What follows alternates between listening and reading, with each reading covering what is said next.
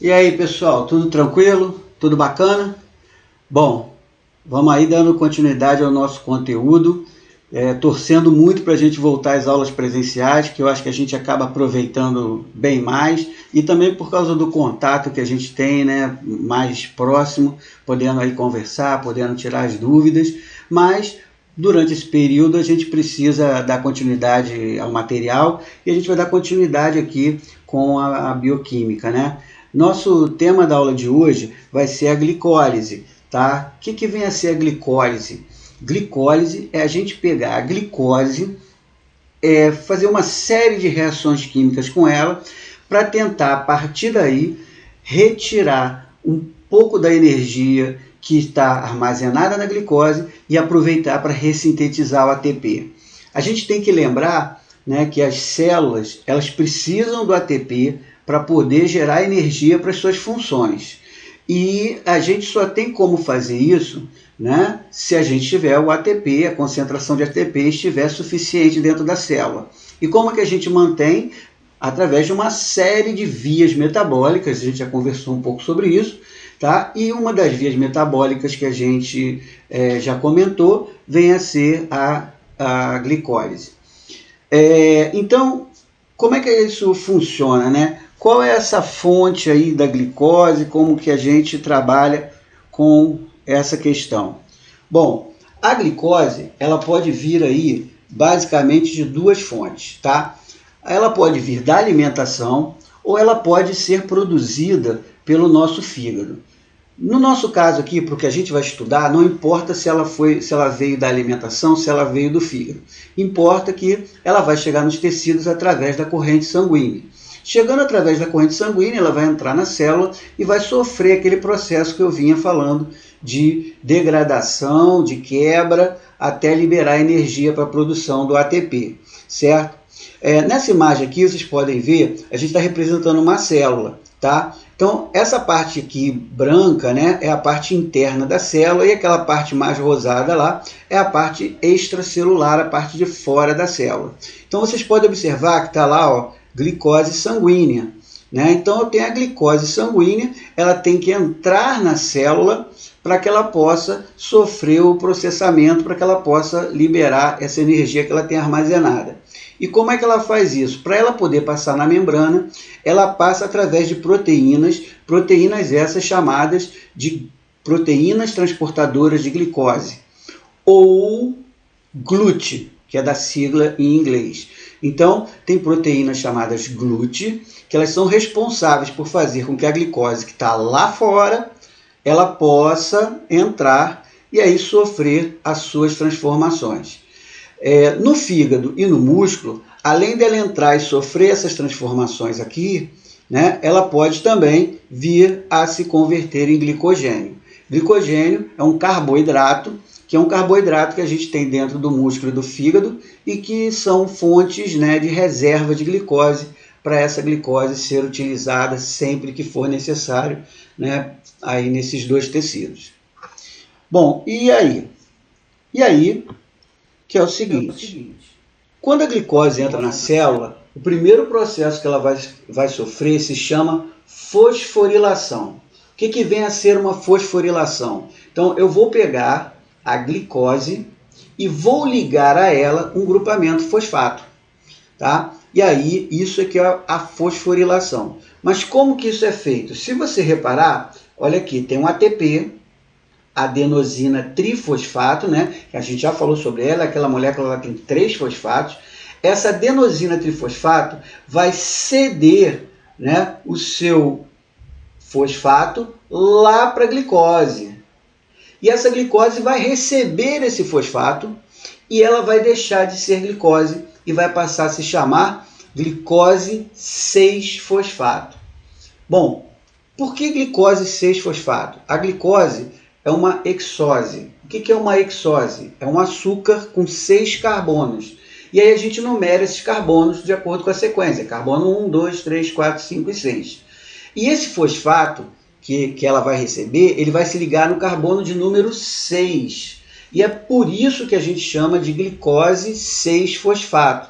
É muito comum algumas pessoas fazerem uma confusãozinha, né? Tipo, ah, não, 6 fosfatos. Não, não são 6 fosfatos. É um fosfato só que recebeu ali do ATP. Recebeu esse fosfato, ele é ligado no carbono de número 6 e aí gera aqui a glicose 6-fosfato, tá? Só que aquele ATP, ele cedeu um fosfato. Se ele tinha 3 e cedeu 1, ele passa a ser ADP, ou adenosina difosfato, né? Como a gente pode observar aqui. Então tem aqui a adenosina difosfato, correto? Que foi o que sobrou lá daquela adenosina trifosfato que cedeu esse fosfato. Qual é a grande vantagem disso? A grande vantagem é que a glicose pode entrar e sair da célula. Já a glicose 6-fosfato, ela não passa pela membrana, então ela fica retida ali dentro da célula. Então, a glicose entrando na célula, uma das primeiras atitudes aí, uma das primeiras providências tomadas pela célula é fosforilar a glicose para que ela realmente não possa sair mais lá do meio intracelular. Mas a gente tem que notar uma coisa. Eu tinha dito lá anteriormente, né, que a ideia era ir transformando a glicose em outras moléculas para poder extrair a energia dela e produzir ATP. E aí, o que a gente fez agora, na verdade? A gente pegou um ATP e transformou em ADP. Que a gente poderia dizer que a gente gastou um ATP. Mas olha só, eu vou trocar esse verbo gastar pelo verbo investir. Por que eu vou trocar? Porque normalmente a gente fala gastar, significa usar e acabou, e foi embora, fundo perdido. Né? Então eu gastei o meu sapato, já era, aquele sapato não tem mais uso.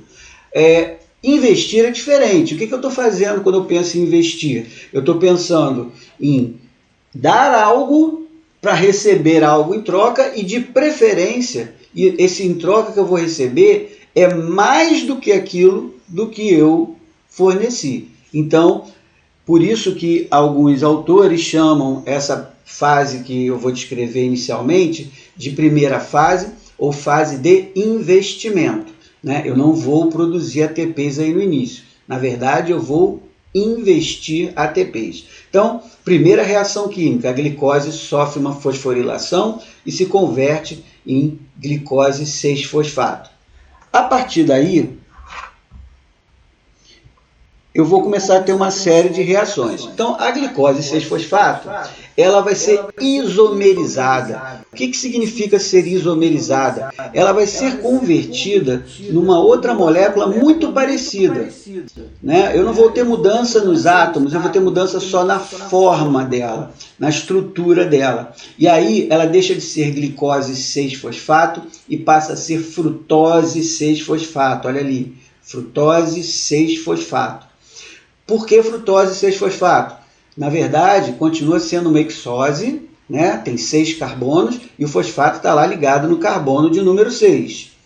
O que vai acontecer com a frutose 6-fosfato? Ela vai ser novamente fosforilada. E como que isso vai acontecer? Olha lá, eu vou usar outro ATP. Eu vou pegar um ATP, vou transferir o fosfato desse ATP para a frutose, tá? Como ele vai perder o fosfato? Ele vai virar ADP, né? ATP perdeu o fosfato, vira ADP.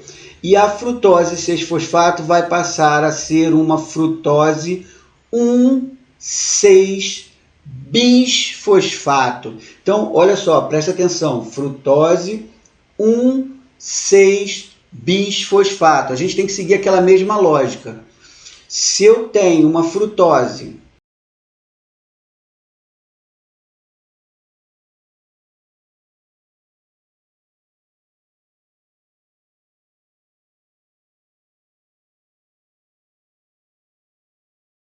fosfato. Então é uma hexose, 6 carbonos, um carbono ligado no carbono, um fosfato ligado no carbono número 1, um fosfato ligado no carbono número 6, ok? Próximo passo, a gente vai pegar essa frutose 1,6-bisfosfato e vai quebrar ela ao meio. Então, se eu tenho uma molécula que tem 6 fosfatos e quebra ela ao meio, eu vou formar 2 moléculas, cada uma delas com 3 carbonos e 1 fosfato. Uma delas se chama gliceraldeído 3-fosfato, a outra se chama dihidroxiacetona fosfato. Para motivos práticos nossos aqui, toda dihidroxiacetona de fosfato vai ser convertida em gliceraldeído 3-fosfato, tá? Na realidade, não é bem assim que ocorre, mas para a gente aqui, para o nosso estudo, então a gente tem que entender o que? A dihidroxiacetona vai ser convertida em gliceraldeído 3-fosfato. E isso implica em quê? Isso implica que eu vou ter, ao final desse processo até aí, que é a tal da fase do investimento, olha lá, investir mais um ATP. No final da fase de investimento, eu terei 2 moléculas de gliceraldeído 3-fosfato e terei investido 2 ATPs, ok? Então, eu tenho 2 moléculas de gliceraldeído 3-fosfato e tenho investir 2 ATPs. Ou seja, se eu fosse olhar no meu saldo de ATP, eu estaria negativo, né, em 2 ATPs a menos para cada glicose que eu utilizar. E aí a gente segue. E a gente segue aqui para um passo um pouquinho mais complexo. Aí eu preciso que realmente assim, a concentração agora fique bem ligada, né? Então, olha lá. Eu tenho o gliceraldeído 3-fosfato, que foi aquele gliceraldeído 3-fosfato formado lá. Aquele continua lá a sequência. Eu tenho fosfato inorgânico. Fosfato inorgânico a gente tem um monte dentro da célula, né? E eu tenho aqui uma outra molécula chamada nicotinamida adenina dinucleotídeo oxidado. Caraca, palavrão esse, hein? Não, nada disso. Vamos lá. Nicotinamida adenina dinucleotídeo oxidada. Normalmente a gente vai chamar ela como? Vai chamar como está aqui. NAD+, que é a sigla, né? Então, a partir de agora, eu vou chamar de NAD+, que é como a gente vai se referir a ela de forma mais ampla. Bom, e aí o que vai acontecer? Então eu tenho lá o gliceraldeído 3-fosfato que se originou lá da glicose, daquele processo lá da fase de investimento. Eu vou ter uma enzima, né, chamada gliceraldeído 3-fosfato desidrogenase, que essa enzima ela vai pegar esses 3 substratos, gliceraldeído 3-fosfato, o fosfato e o NAD+, e vai catalisar uma reação química. Que reação química vai ser essa? Ela vai produzir 3 novos produtos, né? O primeiro é o 1,3-bisfosfoglicerato. O segundo deles vai ser aqui, ó, o aqui o íon hidrogênio. E o terceiro, um NADH. Nicotinamida adenina dinucleotídeo reduzida, ok? Então, NADH. Então, ela pegou aqueles compostos e transformou nesse. Deixa eu botar um resumo aqui para você poder observar melhor. Então, olha só, eu tinha lá no início, né, gliceraldeído 3-fosfato e ele foi transformado em um 3-bisfosfoglicerato. O que você vai reparar de diferença? O gliceraldeído 3-fosfato, olha lá, ele tinha um fosfato só, estava ligado no carbono de número 1. O que você vê aqui no 1,3-bisfosfoglicerato? Tem 2 fosfatos aqui, ó, um aqui embaixo no carbono 3 e o outro que já estava lá no carbono 1, certo? Então eu passei até agora uma molécula com 3 carbonos e 2 fosfatos, um ligado no carbono número 1, outro ligado no carbono número 3. Só que, como produto dessa reação química, eu gero também íon hidrogênio e gero também NADH. Olha lá que eu tinha um NAD+, que era oxidado, e transformei em NADH, que é reduzido. O que significa isso? Significa que ele roubou 2 elétrons lá do gliceraldeído 3-fosfato. Bom, por que eu estou focando nisso aqui, nessa reação, eu parei tanto tempo assim? Pelo seguinte, primeiro, se eu estou liberando íons de hidrogênio, né, eu estou alterando o pH da célula. Eu estou fazendo com que o pH da célula fique mais ácido. Então, quanto mais íons de hidrogênio eu produzir, mais ácido vai ficando o meio intracelular. E isso não é legal. A célula tem uma faixa de pH ótima para trabalhar. né? Então, se eu diminuir muito o pH, essa célula talvez não funcione muito bem. Então, isso pode vir a ser um problema. Guarde essa informação. E a outra, como eu estou transformando muito NAD mais em NADH, né? Eu estou convertendo uma molécula na outra. O que está acontecendo? Eu estou criando um desequilíbrio entre essas moléculas. E quando eu crio esse desequilíbrio, nesse caso, eu chamo de desequilíbrio do tônus redox, né? Porque eu tenho substância oxidada sendo transformada em substância reduzida. E aí as oxidadas estão aumentando em concentração e as reduzidas estão aumentando em concentração. Isso também pode ser um problema para a célula. Por quê? Porque a célula também tem que trabalhar com tônus redox adequado. Então, veja bem, essa reação química da via glicolítica, que a gente está observando aqui, ela gera dois potenciais problemas. O primeiro, dois potenciais problemas diferentes. É a mesma reação, mas são problemas diferentes. O primeiro, eu posso causar acidose. O segundo, eu posso causar desequilíbrio do tônus redox. Vamos guardar essa informação que lá na frente a gente vai voltar a ela de forma mais detalhada e de forma mais importante. Ok. O que vai acontecer então lá com o 3-bisfosfoglicerato? Agora eu vou entrar na segunda fase da glicólise. A segunda fase da glicólise ou fase do pagamento, né? Então aquela primeira fase da glicólise a gente chamava de fase de investimento. Essa fase agora a gente chama de fase de pagamento. Ou seja, é aqui que eu espero recuperar e, se possível, lucrar com os ATPs que eu investi lá no início do processo. Então, o que vai acontecer? Olha só que interessante. O 1,3-bisfosfoglicerato vai reagir com um ADP. Olha lá, vai reagir com um ADP. O ADP vai receber um dos fosfatos. E se ele recebe o fosfato, ele vira ATP. Então eu peguei um ADP, peguei um fosfato do 1,3-bisfosfoglicerato e juntei ao ADP, adenosina difosfato, recebeu um terceiro fosfato, passa a ser adenosina trifosfato, produziu um ATP. E o 1,3-bisfosfoglicerato, né, perdeu um fosfato, ele vai passar a ser 3-fosfoglicerato. Ou seja, ele continua sendo aquela molécula de 3 carbonos, só que agora, em vez dele ter 2 fosfatos, ele passa a ter um só, e esse fosfato está ligado no carbono número 3. Bom, voltando aqui, então olha lá, eu vou pegar um ADP, vou pegar esse ADP, ele vai receber um fosfato, lá do 1,3-bisfosfoglicerato, ele vai se transformar em ATP, produzir um ATP. Estou começando então a recuperar o investimento que eu fiz. Mas você tem que lembrar de um detalhe. Eu não produzo uma vez só um 3-bisfosfoglicerato. Eu produzo ele 2 vezes.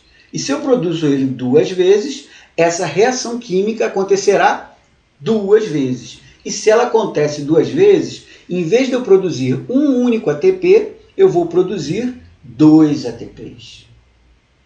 Então, nessa reação química, eu já estou produzindo 2 ATPs. E aí, se eu tenho o investimento de 2 ATPs que eu fiz anteriormente, e aqui eu produzi 2 ATPs, eu já zerei a minha conta. Ou seja, aquilo que eu investi já está pago. Se vier alguma coisa agora passa a ser lucro, né? Então, dando sequência, o que vai acontecer? O 3-fosfoglicerato ele vai ser convertido em 2-fosfoglicerato. Não vou ficar entrando muito no mérito dessas reações. Isso aí é só uma troca, né? O fosfato estava no carbono número 3, passa para o carbono número 2. Não é só isso, mas para a gente aqui, esse 2-fosfoglicerato, por sua vez, vai se converter em fosfoenolpiruvato, é mais uma outra transformação química, e aí vai acontecer uma coisa interessante de novo. Eu vou pegar o fosfoenolpiruvato, vou pegar um ADP, vou transferir novamente o fosfato. Vou pegar o fosfato que sobrou lá no fosfenolpiruvato e vou transferir para o ADP. E aí esse ADP vai receber um fosfato, ele vai se tornar ATP. E o fosfenolpiruvato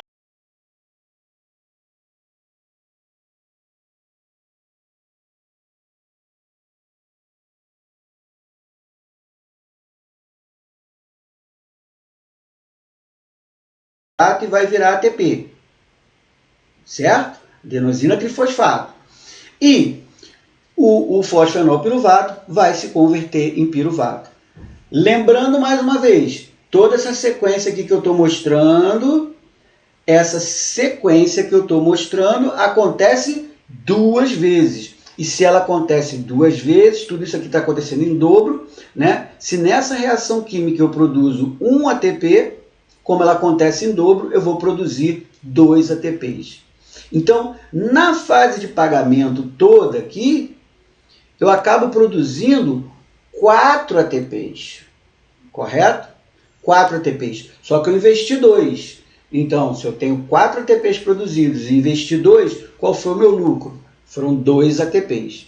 Então, ao final aí da fase de pagamento, eu fui capaz de lucrar 2 ATPs, produzir 2 ATPs a mais do que eu tinha antes do início do processo. Só que a gente tem que lembrar de um detalhe. Aqui só para mostrar, né? Então, veja bem, olha lá. Eu tinha aqui, né? Eu estou mostrando uma fase onde eu estou produzindo 2 ATPs. Mas eu não posso esquecer que eu tenho isso em dobro. Então, na verdade, eu tenho os 4 ATPs sendo produzidos aqui. Não podemos esquecer dos 2 ATPs que foram investidos lá no início. Então, meu saldo final são 2. A produção total é de 4. Ok, mas a gente não pode esquecer do seguinte. Legal, olha lá, eu produzi o piruvato. Aquele piruvato lá que eu produzi, certo? Ele foi produzido lá no final da via glicolítica, eu fiz todo aquele processo, gerei aqueles ATPs e produzi dois piruvatos. Só que lá no meio eu também produzi íons de hidrogênio, causando acidose, diminuindo o pH, e produzi também muito NADH, né? Muito NAD reduzido, diminuindo a concentração de NAD oxidado. E aí eu tenho aqueles 2 possíveis problemas. Estou causando uma acidose, o que não é positivo para a célula, e 2, estou causando um desequilíbrio do tônus redox. Bom, mas para nossa saúde, nossa felicidade, nós temos uma enzima chamada lactato desidrogenase. Lactato desidrogenase é uma enzima que vai fazer o quê? Vai usar esses 3 substratos aí. Olha lá, vai usar o piruvato, o íon hidrogênio e vai usar o NADH. Então essa enzima vai pegar essas 3 coisas. Ela vai pegar essas 3 coisas e vai produzir o quê? Vai produzir 2 outras. Ela vai produzir uma substância chamada lactato e o NADH vai virar NAD+. Tá? Então ela vai pegar aqueles 3 substratos e vai ter esses 2 produtos. Vamos botar tudo junto aqui para ficar mais fácil de você entender. Olha só. Então, vamos dar uma observada aqui. O seguinte. Olha lá. Eu no final da via eu produzi o piruvato, correto? Está lá o piruvato que eu produzi. Olha lá o piruvato como ele tem no carbono número 2, ele tem uma dupla ligação com o oxigênio. Carbono tem 2 tracinhos e o oxigênio, né? Ele tem uma dupla ligação com o oxigênio. O que aconteceu aqui quando eu olho para o lactato?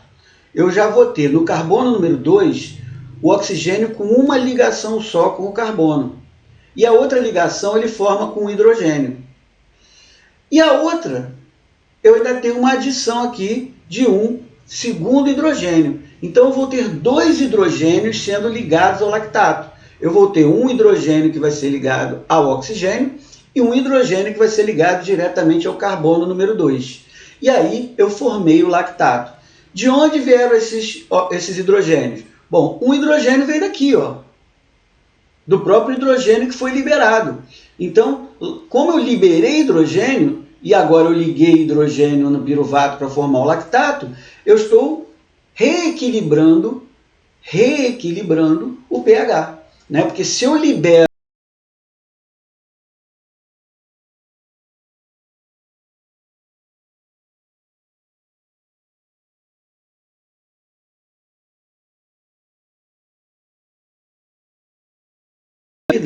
de causar uma acidose, tá?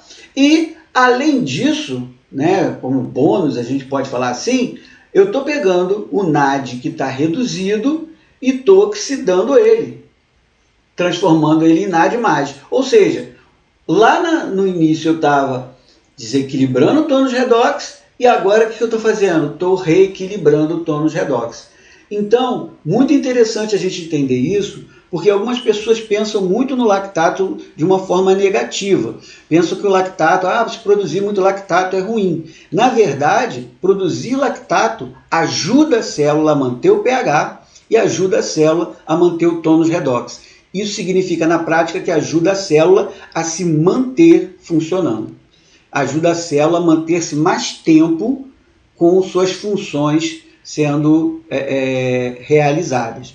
Tá? Então, se eu botar aqui tudo junto, olha lá.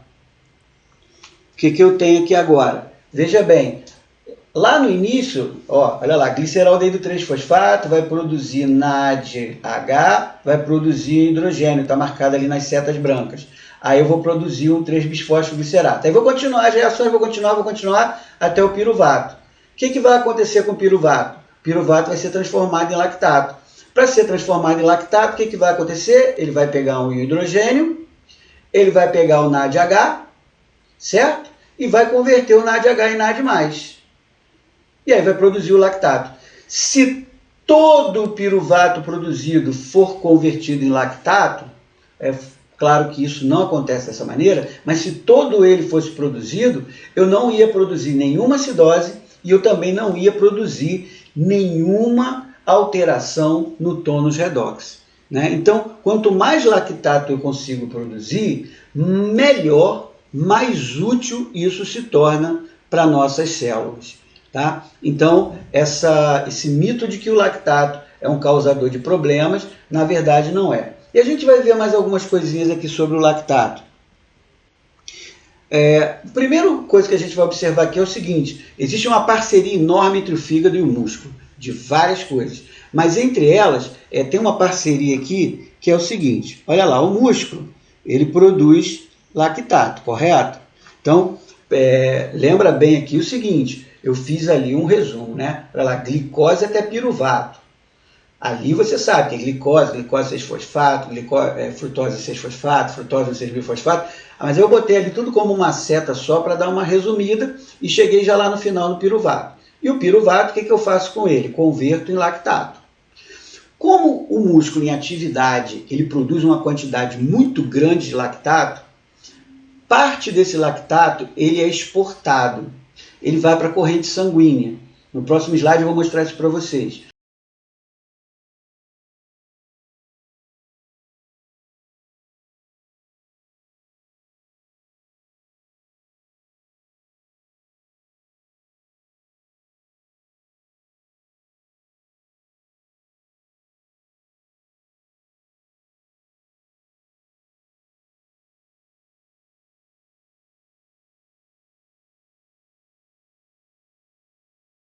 Processo a gente chama ele de gliconeogênese. Então, o que é a gliconeogênese? É eu pegar uma substância que não é carboidrato e transformá-la em glicose. Nesse caso, o fígado está pegando lactato e transformando em glicose. E mais ainda, o fígado também ele pode pegar aminoácidos, alguns aminoácidos, e pegar esses aminoácidos e transformá-los em glicose. Esse processo de transformação de lactato ou de aminoácidos em glicose, a gente chama de gliconeogênese. Gliconeogênese. O que é a gliconeogênese? Transformação de substâncias em glicose. Isso é um fato que em humanos é exclusivo ao fígado. Tá? Bom, e daí? O que isso tem a ver lá com o músculo? Isso tem muito a ver com o músculo. Por quê? Essa glicose do fígado pode ser exportada para a corrente sanguínea e chegar lá no músculo. E o músculo vai usar para quê? Vai usar para produzir mais ATPs, né? Vai usar na glicólise para produzir mais ATPs, e aí vai produzir piruvato, vai produzir lactato. Esse lactato chega ao fígado, o fígado faz gliconeogênese, produz glicose, essa glicose, e isso forma um grande ciclo, né? Uma parceria entre o fígado e o músculo. E esse ciclo recebeu o nome de ciclo de Cori, exatamente por causa do pesquisador que descobriu essa integração entre esses dois órgãos. Mas o papel do lactato não fica por aí, tem muitas outras coisas. Como que o lactato sai do músculo? Então vamos lá. Então vocês estão vendo aqui, olha só, lá, perdi-me, lá nós temos o lactato, correto? Dentro do músculo, sarcoplasma, está lá o lactato. E aqui eu estou vendo alguns íons hidrogênios que estão aqui também. Aqui essa linha representa a membrana e aqui, né, nesse símbolo azul, nós temos uma proteína transportadora. Que essa proteína transportadora, ela faz simplesmente o transporte do lactato para o meio extracelular. Só que quando ela transporta esse lactato para o meio extracelular, ela faz isso junto também com o íon hidrogênio. Então, ao mesmo tempo que o lactato sai da fibra muscular, ele leva junto com ele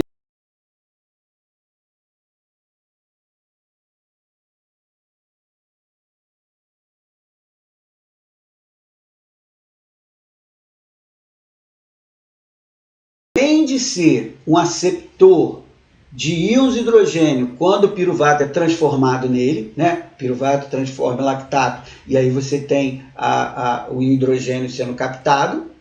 Ele também leva íons hidrogênio para fora da célula através desse transportador, né? Então, mais uma vez reforça que aquele papel do lactato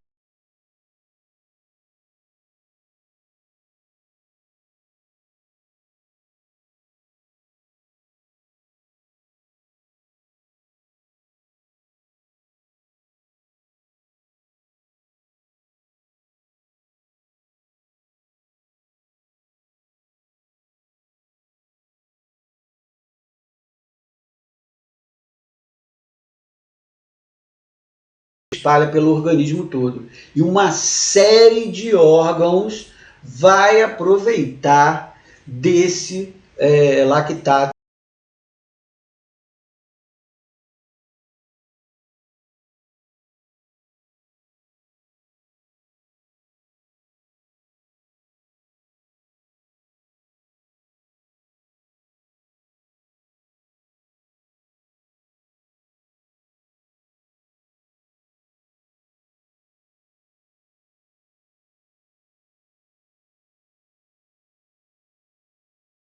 O músculo que está inativo, para produzir energia, ele usa esse lactato.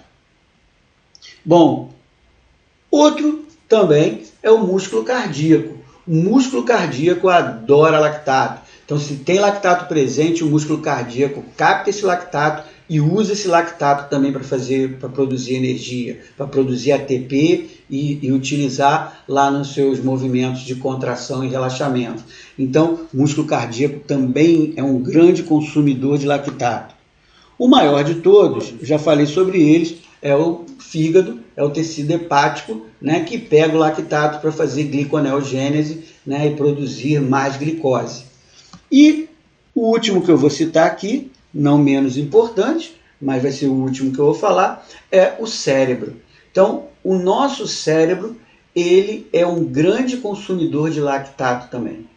Ele pega o lactato que chega pela corrente sanguínea e utiliza esse lactato para a produção de energia. Então, só que rapidamente, a gente já pode ver que 4 tipos diferentes de tecidos órgãos que pegam o lactato que foi produzido pelo músculo e utilizam esse lactato de alguma maneira de forma muito útil, tá? Então, falar que lactato é lixo metabólico, como em alguns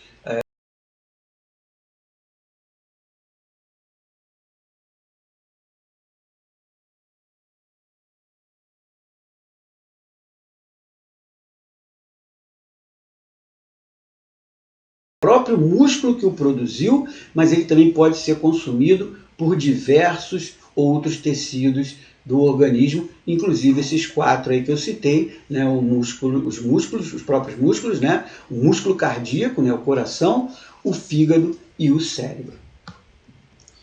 Bom, pessoal, por hoje eu vou ficar por aqui, a gente encerrando aqui a Via Glicolítica. Como quase sempre eu deixo aqui os meus contatos, né, das redes sociais, e-mail, para aqueles que quiserem enviar alguma dúvida, alguma pergunta, ou até mesmo alguma sugestão, né, para a gente poder tentar melhorar a aula, já possivelmente está sendo novo para alguns de vocês, está sendo novo para a gente também, professor, então qualquer sugestão aí fica bem-vinda. Eu espero que vocês tenham gostado dessa aula, eu espero que ela tenha sido proveitosa, não esquecendo de utilizar o material que no início do semestre eu indiquei como consulta, né, para complementar, e espero, mais uma vez, que isso termine o mais rápido possível para que nós possamos voltar às nossas aulas presenciais.